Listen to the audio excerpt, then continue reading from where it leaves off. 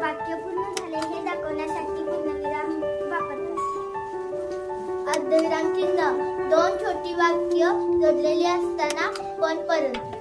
एकेरी अवतरण चिन्ह शब्दावर जोर देताना वापरतात त्याला एकेरी अवतरण चिन्ह. दुहेरी अवतरण चिन्ह एकत्र शब्दाचे वाक्य असल्यास त्याला हे चिन्ह वापरतात. अपूर्णविराम एखाद्या वाक्याच्या शेवटी तपशील देताना अपूर्णविराम म्हणतात. उद्गार चिन्ह मनातील भावना व्यक्त करताना शब्दाच्या शेवटी उद्गार चिन्ह वापरतात. आनंद, दुःख, आश्चर्य, भीती.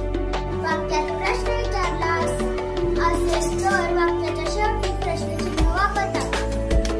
अवतरण चिन्ह एखाद्या वाक्याचा दीर्घ उच्चार करताना शेवटी अवतरण चिन्ह वापरतात. स्वल्पविराम संबोधने दर्शवताना, हाक मारताना व एकाच जातीचे लागोपाठ शब्द आल्यास स्वल्पविराम वापरतात. चिन्ह बोलता बोलता विचार मालिका तुटल्यास अक्षर चिन्ह वापरतात.